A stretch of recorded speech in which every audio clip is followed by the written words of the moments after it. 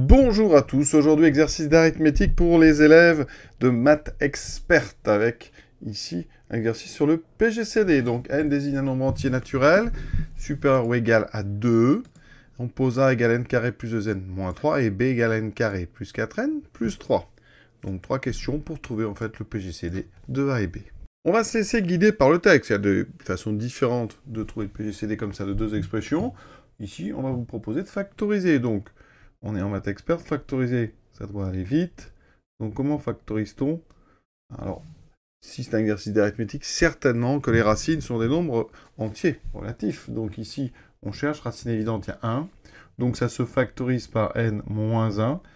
Donc le deuxième facteur, ici, le polynôme étant unitaire, il y a un 1 devant n carré, vous aurez du n, forcément plus 3. Donc les racines, vous voyez, c'est 1 et moins 3. Pour b, même chose. N carré plus 4n plus 3. On voit que moins 1 est racine évidente, donc ça se factorise par n plus 1. Et ensuite, on aura ici n plus 3, vous pouvez vérifier. Donc voilà comment on factorise très vite, quand on sait évidemment trouver une racine évidente, ici 1, donc et moins 1. Déterminer le PGCD de n-1 et de n plus 1. Alors on va utiliser des choses assez simples, il ne faut pas les chercher compliquées. Tout d'abord, on vous propose déjà de distinguer les cas n est pair et n impair. Donc si n est pair, qu'est-ce qu'on peut dire? Eh bien dans ce cas-là, n-1 et n plus 1 sont des nombres impairs. Ensuite, on va regarder une combinaison. Il y a une combinaison très simple. N plus 1 plus n. Alors, moins n, on va faire plutôt moins n moins 1. La différence des deux vaut 2. Conclusion.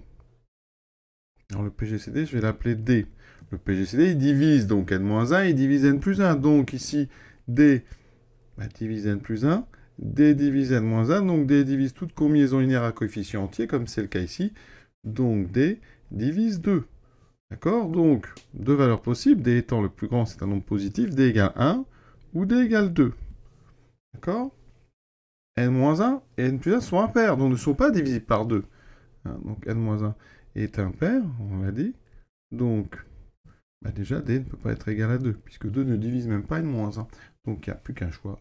Donc, le PGCD, c'est 1. On peut dire aussi donc, que n-1 et n plus 1, dans ce cas-là, sont des nombres premiers entre eux. Ça veut dire que si vous prenez deux nombres impairs consécutifs, par exemple 7 et 9, ils sont forcément premiers entre eux, 11 et 13, 3 et 5, etc. Tout couple comme ça de nombres impairs consécutifs est forcément premier, et ça part même de 1, si vous prenez 1 et 3, d'accord, moins 1 et 1, moins 3 et moins 1, etc. Maintenant, si n est impair, n-1 et n plus 1 sont donc pairs.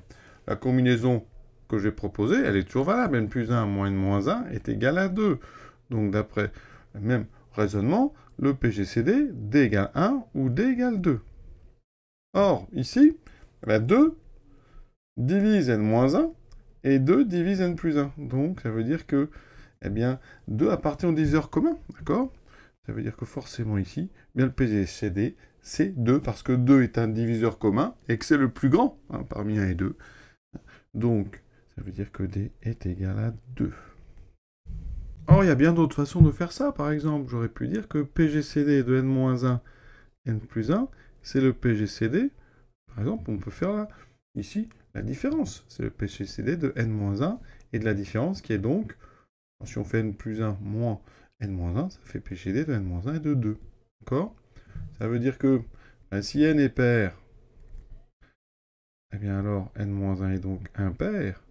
Et le PGCD d'un nombre impair et de 2, c'est forcément 1. Le PGCD, donc de n-1 et 2 est égal à 1. Donc le PGCD de n-1 et n plus 1 vaut 1. Et si n est impair, alors ici, ça veut dire que n-1 est pair. Et donc le PGCD de n-1, 2, c'est forcément 2. Alors on peut le faire comme ceci en disant que donc n-1 s'écrit 2k, d'accord? Donc ici, on aura PGCD de 2k et 2, et il y a une propriété qui permet de factoriser. Ici, ça fera 2 fois le PGCD de k et de 1, et le PGCD de k et de 1, c'est forcément 1. D'accord? Donc ça donnerait 2. Vous voyez, d'autres façons comme ça de considérer les choses. Maintenant, PGCD de a et b en fonction de n. Alors là, regardez, je vais réutiliser la même propriété. PGCD de a et b, j'écris les formes factorisées. J'ai donc mon n-1 fois n plus 3. et n plus 1 ou n plus 3. Propriété du PGCD, on peut factoriser, sortir le n plus 3. Ça sera m plus 3 fois le PGCD de n moins 1, n plus 1. Et donc ça, on l'a trouvé, parce que c'est la question 2. D'accord? Donc évidemment, ici, il faut garder quand même le nombre 3, n plus 3. Alors n est supérieur ou égal à 2. Donc n est supérieur, enfin n plus 3 est donc supérieur ou égal à 5. D'accord? Donc ça veut dire que si n est pair, alors, le PGCD de A et B, il me reste effectivement ce nombre n plus 3. Et on a vu que le PGCD de n moins 1 et n plus 1, c'est 1. Ils sont premiers entre eux si n est pair. Donc il me restera ici n plus 3. Si n est impair, alors le PGCD de A et B, ça sera donc n plus 3 fois 2, donc 2n plus 3. Regardez à la machine, donc ici j'ai mis les valeurs de n, de moins 1 jusqu'à 7, ici valeur de A correspondent, valeur de B et la valeur de n plus 3. Vous remarquez que quand n est pair, donc ici 0, 2, 4, 6, eh bien le PGCD c'est toujours donc n plus 3, donc ici n vaut 0, le PGCD, vous voyez, c'est bien 3. Là, n vaut 2, donc le PGCD doit être 2 plus 3, 5. Effectivement, 5, 15, le PGCD, c'est bien 5. Ici, 21, 35, le PGCD sera n plus 3, c'est-à-dire 4 plus 3, 7. Là, on s'attend donc à 6 plus 3, 9. Effectivement, c'est bien le PGCD de 45 et 63. Quand n est impair, et bien donc là, on rajoute, donc n plus 3, ça fait qu'on rajoute 1, donc le PGCD, on s'attend à 4. Et effectivement, ici on a 0,8, PGCD c'est 4. Ici 3, ça fera donc 3 plus 3, 6. Le PGCD ici, donc de 12 et 24, c'est donc 2 fois, 2 fois n plus 3. Et donc ici, ça fait 2 fois 6, 12, c'est bien ça. Tout à l'heure, ici, j'ai mis 4, mais il fallait faire donc 2 fois 4, 8. Le PGCD, c'était 8. Ici, ça sera 12. Ici, le PGCD, quand ça fait 5, doit être 16. Effectivement, 32 et 48, le PGCD, c'est 2 fois n plus 3.